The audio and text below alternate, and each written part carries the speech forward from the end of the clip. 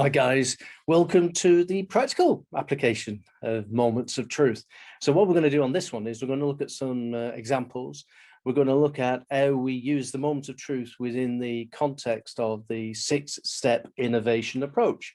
So I'll introduce that concept to you alongside with us understanding the applicability of a moment of truth. So with that in mind, let's share the screen. Flip into the... So yes, so in the first stage, what we did was talk about, there's a whole bunch of these outside-in concepts. The moment of truth is the sort of the baseline one that everything else will tend to hang off. And we also discussed this idea that it's the cause of all work. So when we're applying that, we can apply it in a number of different ways. Just one technique that we use, it's called the 6-step innovation approach, or 6SI for short. Originally grew out of companies like Apple, who were looking beyond the traditional ways of doing innovation and seeing about how could they innovate innovation. So indeed, you can actually take innovation itself and apply this principle of moments of truth to it, and you come up with a new model. So we're going to have a look at how that model actually operates, the 6SI, with in the context of moments of truth.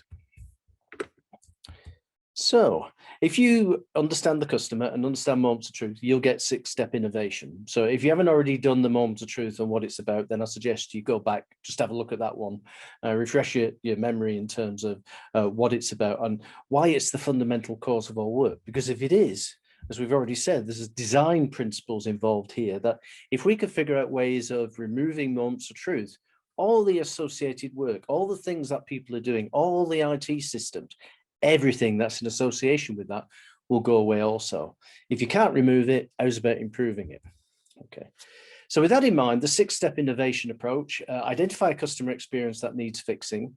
Recall also at this point, Steve Jobs, 1997, the customer experience is the process. So to all intents and purposes, what we're thinking about is process is an experience and experience is a process. Also recall in the discussion about the what is a moment of truth, we talked about the customer experience is frequently much broader than our organizational context. It starts when a need arises and it isn't over till a need finishing. So when we're thinking about a customer experience that needs some attention, it might need fixing. What we're then going to do is document those moments of truth in a nice and easy way that doesn't require anybody to have an MSc in process or customer experience. We then go through steps and stages of figuring out what are the actions that would eliminate the moments of truth. As I said, we want to get them removed. We'll assess the value that those actions would create, and we do that against the Triple Crown. How will it benefit us in terms of cost, revenue, and service?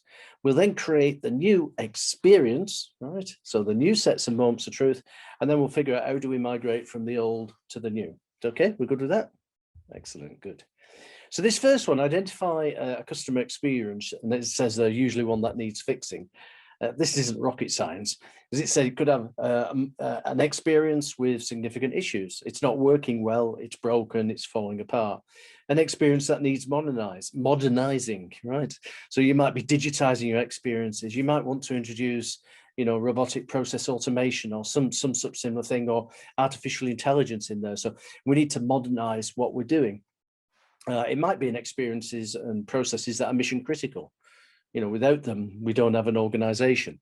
There could be experiences and processes that you've identified as part of a strategic change. We need to move in the market. We need to deliver product and service in a different way. We need to apply our bureaucracy with a different emphasis. We need to speed things up. There's a whole bunch of things that come with that. And also, there's going to be experiences and processes that are out of control. And the dynamic of that is that frequently processes are designed with good intent in mind, but they'll become overly complicated over time and may go out of control. So if we're thinking about that in terms of documenting the current state, that's pretty straightforward because it involves the people in the organization.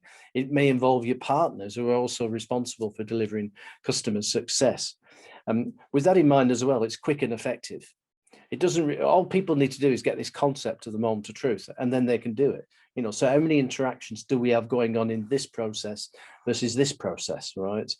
It can be run remotely as well. And as we've found in the world over the last year or two, that's particularly useful where we've got distributed teams who need to collaborate, you know, to make things better.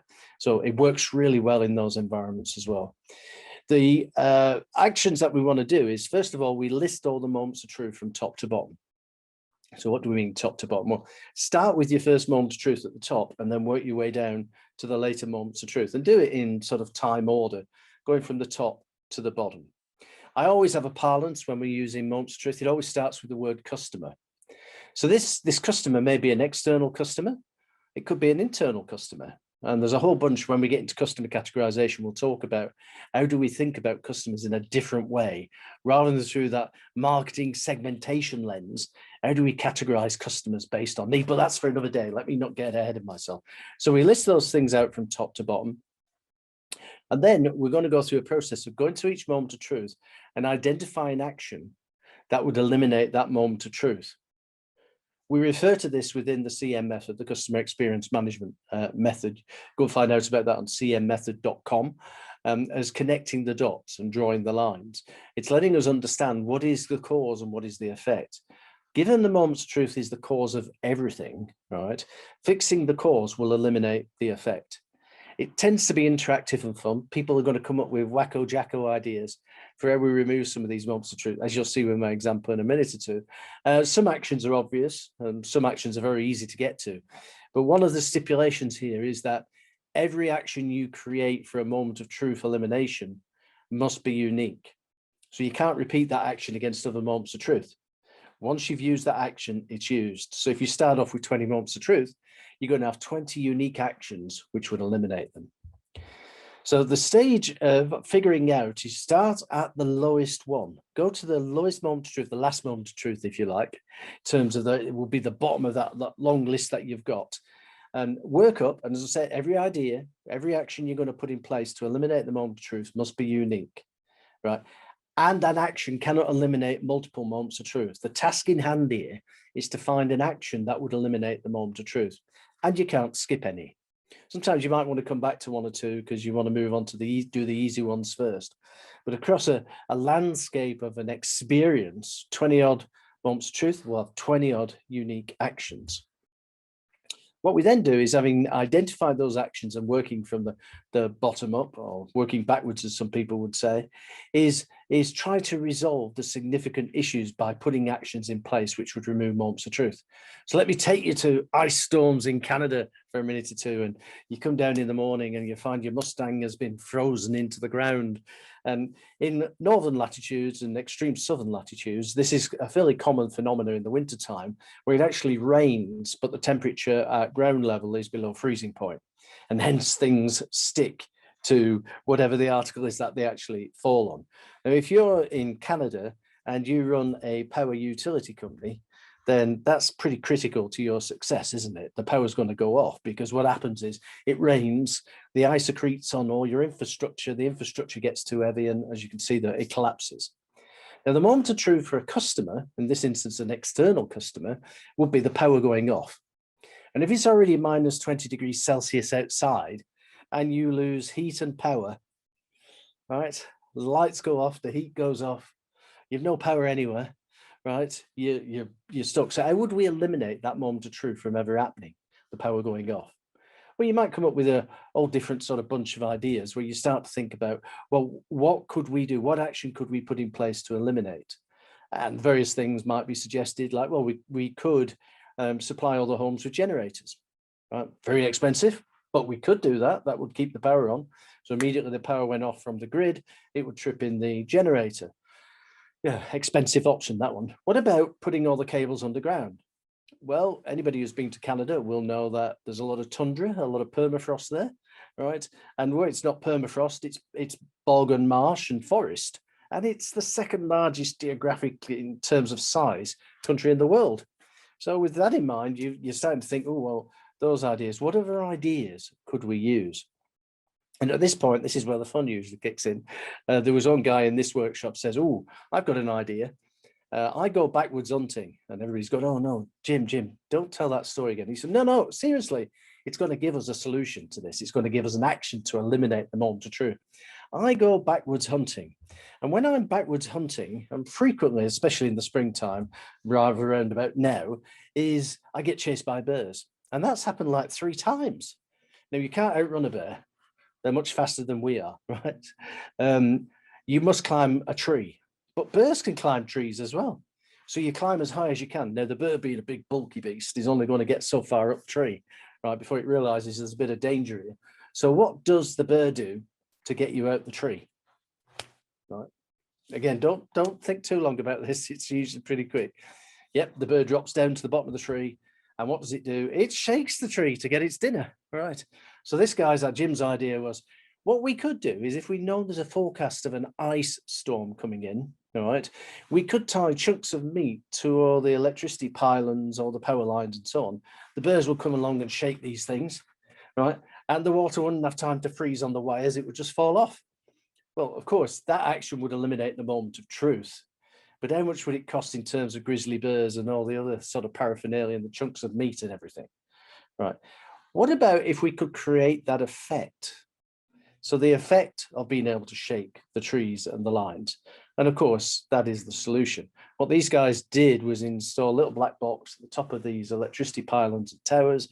And when the temperature drops below 0 degrees Celsius and the humidity increases to 100%, so it's either foggy or it's raining, right? This box picks up the current from the wire and starts gently vibrating, and the water doesn't have time to freeze on the wire before it falls off. In the 5 years since they've done that and implemented that, right, they haven't had one single outage as a consequence of an ice storm. Oh, amazing solution from a pretty wacko jacko idea. So what you want to do is understand that the ideas themselves might be unrealistic, but it's how would we create that effect? How would we implement that as something practical? And now what we want to do is want to assess the value created against doing that. And mature outside-in companies win the triple crown. You can see the articulation of that over on the right-hand side there, where we've got a value created column, and it's got S for service, C for cost, R for revenue, plus. So the really outside-in companies, the really successful ones, the ones that we sort of talk about in the book Dare, which came out in 2020 and became an Amazon bestseller, those sort of organizations will say that the measure of success of going outside in is that every change will win the triple crown. We will simultaneously improve service, reduce cost, and grow revenue. And in this instance, the plus factor was brand perception. So would this action improve brand perception? It might be something else for yourselves. The service cost revenue are always given, right? But the plus might be a variable. In pharmaceutical, there was one exercise which the plus factor was, would this help us pass the next regulatory inspection, right? If you're in fast-moving retail, it would be, would this put us ahead of the curve as far as fashion is concerned? It tends to be something that's more time-bound, you know, it might be 12 or 18 months, all right? It's not as fixed as service cost and revenue. So you see, you're going to put a bunch of actions to eliminate here, teleport food from store to home. Well, unless you're at the quantum level, teleportation isn't actually feasible at the moment. However, we could implement that in terms of drone delivery. That would give us some of the benefits of that.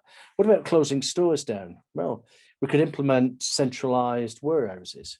So if we identify those things in terms of what benefits, what value would we create, the drone delivery improves service, reduces cost, grows revenue, and also improves our brand perception. Close down stores less so. It's actually a detriment to service. People will probably not be able to go and visit you anymore on a retail high street. It also doesn't win any revenue. People might go somewhere else, and brand perception might decline because you're not there for the customer. Will it reduce our costs? Well, yes, by golly, centralizing would probably reduce them. So in a similar sort of way, we can identify what it is, the action to eliminate, how would we implement that, and then what values are created as a consequence. So you can see in the model here, what we've got is a whole bunch of check marks and crosses. Crosses are negative, check marks are positive. So with those things in mind, which are the ones that give us the biggest bang for the buck? That's what we're looking for. So our eyes are drawn immediately to Moment of Truth 3 and Moment of Truth 5. Where we could see move call centers to virtual working and introduce one-click simple ordering. So the challenge then becomes, can we put those things together as an integrated solution, as an integrated experience? What would that integrated experience now look like? So when you're creating this new experience, using the same idea again, use the future state moments of truth would be these, And for the folks who are coming through this, what I'll do is I'll point you at some extra resources afterwards as well, videos of organizations who've done this with examples of it and so on. So there'll be no question that you're not going to get this. You will get this. And assessing that magnitude of the change as well introduces another concept that we'll talk about, the disruption factor. Right. So the disruption factor is a means of measuring the brokenness before to how fantastic it is afterwards, right? So the current state versus future state comparison. So I've got an auto insurance example here. It was a real one. They started off with 20 odd moments of truth. And then they installed a little black box underneath within the engine compartment. The little black box sounds an alarm, sends the signal back to base. They call you on your mobile phone. Are you all right, Steve? Yeah, just did a slick patch and come off the road. You don't need any medical support. No, I'm okay. And is the car safe and secure? Yeah, it's in a ditch. It's out of the way of anybody else. Okay, stay with the car and we'll have somebody there in 30 minutes. Somebody arrives within 30 minutes. They give you keys to their car, which they've just arrived in, and it's always better than the one you were driving anyhow. They check you over, make sure that you're okay, you're not too shaken up and all the rest of it. And they say, okay, leave it with me. We'll bring the car back to you within 24, 36 hours. Okay. And of course, they're trained to liaise with the police, anybody else who might be there and involved in the accident. They're to do any measurements and they're to do all that other sort of stuff that sometimes happens. Next thing you know, as a customer, you get an email or an SMS text, which actually confirms the car's been fixed and then the car's returned as new. Isn't that pretty cool, right? Now, I think we'd all agree so. So we took a process which was 20 odd days long and 20 odd moments of truth down to 4 moments of truth and 18 to 24 hours. That was what happened. So you don't need to go and get quotes. The car gets taken by the organization to be fixed to its own board of fixers. It gets fixed within like 12 to 18 of sometimes, it could be a write-off, in which case then you're going to be getting a new vehicle. But the whole idea would be is very fast turnaround. So the migrating to the new experience is what you need to think about here is that the longer we don't implement the new experience, the more costs we will suffer, the less revenue and the poorer our service will be. So those are quantifiable things which can actually speed you to the implementation of this change. And fairly typically, you're looking at 50, 60, 70% benefits in terms of cost and service. Sometimes if it's a revenue generating process, you can directly link it back to the growth in revenues. So when you're thinking about Triple Crown, there's very few people, when you go and talk to the top teams, would actually sort of say, no, I don't want to reduce costs, grow revenues and enhance service. My technology projects are more important than that. No, there isn't anybody like that, is there? So you're on the right page by thinking in this way and thinking of the Triple Crown. Some examples, recent examples from the last sort of 12 months. So that's that US automotive claims completion time from 18 to 20 days to 48 hours, right? Not only did it win the Triple Crown, it reduced the whole, gambit around fraud and things like that. Large pharmaceutical, entirely appropriate. You've already seen some examples of this. Taking a 10-year life cycle, a 10-year cycle of, from molecule to actually getting drug in the marketplace, reducing that to 6 to 9 months. And in doing so, saving lives, literally saving lives. Fast moving retail, 2 days to 2 hours. Guess who that is, right? In hospital, nurses' time as well, freeing up a lot of nurses' time. If you think of the nurse as the customer, the internal customer, not so much the patient in this context. And how do we remove all the moments of truth associated with the nurse's workday? All those going to meetings, filling in those forms, doing the drugs round and things like that. When we know critical to success is the nurse spending more time with people who need acute care. So being able to produce a 40-minute, shut that out the window and improve the 8 or 9 hour shift to 5 or 6 hours actually spent with the patient, again, saves lives, right? Reduce our costs, improves the service, right? In a local authority as well, this was an Australian example where they actually took 44 moments of truth down to 8 in a matter of weeks and took a cycle time of what would have been 9 weeks down to 2 days. And again, that was COVID specific, being able to get relief out to sort of retail organizations. So pretty enormous benefits from using 6SI. Here's another example. This is in the business to business space. These guys involved in extended supply chains, supplying parts for engines or indeed full engines themselves. So you can see that the whole cycle here is customer identifies a need for a part right the way through to customer giving us a new forecast for when they're likely to need more parts in the future. So there you are. On the bottom left is that 6SI again. So identify the customer experience. Bingo, they've done that. Document the moments of truth. Fantastic. Then transfer those moments of truth onto this. We actually call it the points of failure document, because it lists out all the moments of truth, as you can see here, 28 moments of truth. Identify an action that would eliminate them, remembering it has to be unique. Look at the value created, service cost, revenue, and in this instance, will it meet a need and is it achievable?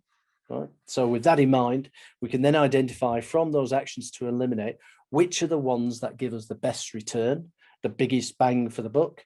And that's against moments of truth number 6, use customer facilities as distribution warehouses. Moment of truth number 12, eliminate the rush surcharge. Moment of truth number 16, accept the purchase order at time of need, Amazon model. And moment of truth number 28, vendor managed inventory. Now, all those moments of truth that were previously there, the 28, are going to go away in some form. But we want to focus our attention on the ones which give us the best return. So as you can see there, there's a yes against service costs, revenue, and will it meet the need? And achievable in all these instances, yes, it's mediumly achievable, right? So it's highly desirable. So can we craft a solution around those 4 actions to eliminate, and what would the resulting moments of truth look like for the future state? So here we have the future state, moments of truth 1 through to 6, right? Customer identifies need right the way through to customer sending payment, okay? Pretty good stuff, eh? And implementing that in a matter of 3 months. So that's create the new experience. And then, as we said, what you want to do is then migrate the old to the new, recalling that the longer you wait to implement, the more cost you incur, the lower the amount of the revenue, the poorer the service you will provide. So that's innovation, 6-step approach. Okay, so some resources to explore further. And these have all got links for you. Richard Norman, the guy who came up with the moment of truth concept. Jan Carlson, the guy who actually implemented it at Scandinavian.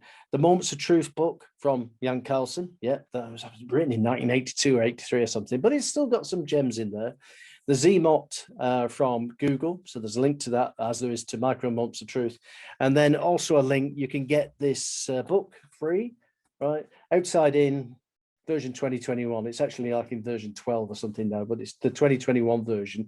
It was originally published back in 2010. So you can get that book free by going to that link. So I hope you've enjoyed that. So that's 2 concepts we've covered, moments of truth, right? And the 6-step innovation approach.